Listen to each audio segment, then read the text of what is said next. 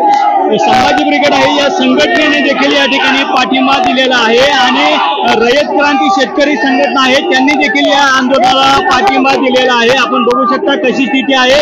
Police या आंदोलकांना बाजूला करण्याचा प्रयत्न करत आहेत। प्रहार जनशक्ती पक्षाच्या वतीने या ठिकाणी बच्चू कडूच्या आंदोलनाला पाठिंबा म्हणून आंदोलन करण्यात येत आहे। आपण बघू शकता सोलापूर पुणे हायवेवरील ही स्थिती असून या ठिकाणी प्रहारचे कार्यकर्ते पदाधिकारी मागच्या अर्ध्या तासापासून आंदोलन करत आहेत। मात्र या पदाधिकाऱ्यांना पोलीस अधिकारी ताब्यात घेत आहेत। या ठिकाणी संभाजी ब्रिगेड आहे या संघटनेने देखील या ठिकाणी पाठिंबा दिलेला आहे आणि रयत क्रांती शेतकरी संघटना आहे त्यांनी देखील या आंदोलनाला पाठिंबा दिलेला आहे। आपण बघू शकता कशी स्थिती आहे। पोलीस या आंदोलकांना बाजूला करण्याचा प्रयत्न करत आहेत। मात्र हे आंदोलक हायवेवरून तयार नाहीत। वाहनांच्या रांगा लागलेली स्थिती आहे आणि 17 मागण्यासाठी हे आंदोलन केलं जात आहे। त्यातली प्रमुख मागणी ही शेतकऱ्याचा 60वारा कोरा करा ही प्रमुख मागणी। मात्र या आंदोलनामुळे जे वाहतुकीचा खोळंबा होते, रस्त्यावर वाहतूक विस्कळीत होते, वाहतूक अडकली जाते, याच्यासाठी आंदोलन होते। आम्ही जाणार नाही साहेब, तुम्ही जाणून बुजून आम्हाला अटक करताय। नाही कशासाठी पण काय संबंध आहे?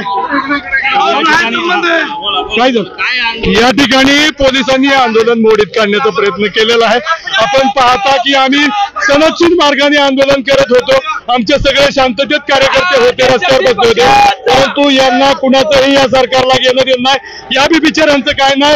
या ठिकाणी सरकार करून दबाव आल्यानंतर या ठिकाणी उपमुख्यमंत्री एकनाथ शिंदे आले आहेत म्हणून आम्हाला उचललं जाते। अरे शेतकरी महत्वाचा का उपमुख्यमंत्री महत्वाचा? तर शेतकरी कर्जमाफी या ठिकाणी झालीच पाहिजे। तर बघू शकता की या मार्गावरून आज पंढरपूरला उपमुख्यमंत्री एकनाथ शिंदे जाणार आहेत आणि त्याच अनुषंगाने ते पोलीस कारवाई केली जाते। रस्ता मोकळा करण्याचा या ठिकाणी प्रयत्न होत आहे। अन्य पदाधिकारी आंदोलक आहेत, आपण त्यांची देखील या ठिकाणी स्थिती जाणून घेऊयात, बघूयात की कशा स्वरूपाचं। आणखीन काही महिला पदाधिकारी असतील या ठिकाणी हालायला तयार नाही आहेत। महिला कॉन्स्टेबल देखील त्यांनी आमच्या दिव्यांगाला पेन्शन वाढण्यासाठी आश्वासन दिलं। आज मला सांगा, नाही दिव्यांगाला चालता बोलता येत नाही, उठता बसता येत नाही। आंध्रासारख्या ठिकाणी 7,000 रुपये पेन्शन आहे। मग ही सरकार आमच्या दिव्यांगासाठी काय करतं? विधवा दिव्यांगासाठी काय करतं? आज दिव्यांगाची पेन्शन वाढली फक्त 1,000 रुपये। आज मुख्यमंत्री उपमुख्यमंत्री दोन त्यांनी सेटिंग केले। आमच्या दिव्यांगासाठी पेन्शन वाढवली, 1,000 वाढवली। आम्ही भिकारी आहे का? 6,000 पेन्शन मागितली होती, 4-5 हजार रुपये लय नव्हती। शेतकऱ्याचा उतारा कोरा करू म्हणून ह्याने शब्द दिलेला होता। निवडून एकदा आली की त्यांनी सोडून दिला त्यांचा शब्द। नाही, त्यांनी शब्द पाळला पाहिजे। अजितदादा पवार म्हणले होते शेतकऱ्याचा उतारा नाही कोरा केला तर पवाराच्या अवलाद नाही म्हणणार होते। मग आता पवाराच्या अवलाद आहे ना कुणाच्या अवलाद आहे आम्हाला महाराष्ट्राला सांगायचं। ज्या जगाचा पोशिंदा, ज्या जगाला पोशिंदा आहे, ज्या जगाला सांभाळतो शेतकरी रोज वन मरतो, रोज आत्महत्या त्या शेतकऱ्याच्या, त्या शेतकऱ्याच्या आत्महत्यासाठी या सरकारने बघू शकता या ठिकाणी आंदोलक आक्रमक झालेले आहेत आणि त्यांना महिला कॉन्स्टेबल या ठिकाणी उचलून घेऊन जात आहेत। दिव्यांग महिला आहेत या आंदोलन करत असताना या ठिकाणी महिला पोलीस या ठिकाणी त्यांना उचलून अटक करण्याचा प्रयत्न करत आहेत। या ठिकाणी पाठीमागच्या अर्ध्या-पाऊण तासापासून प्रहार संघटनेचे पदाधिकारी आंदोलन करत होते। या आंदोलनाला रयत क्रांती संघटना असेल किंवा संभाजी ब्रिगेड असेल या संघटनांनी आणि स्थानिक पदाधिकाऱ्यांनी या ठिकाणी पाठिंबा दिलेले चित्र आहे।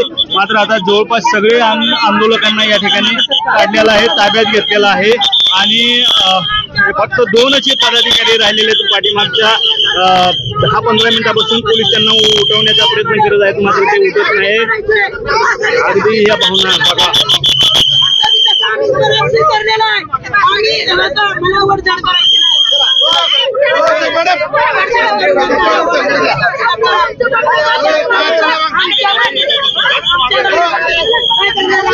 काय करणार आहात तुम्ही?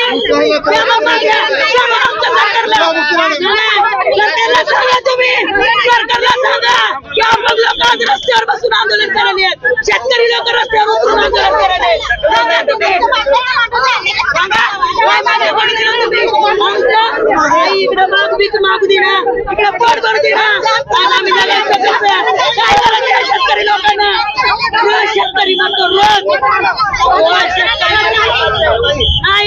पुन्हा शेतकरी बरोबर म्हणताय किती वेळा नाव टाकायचा किती वेळा शेतकऱ्याच्या आत्महत्या तुम्ही बघणार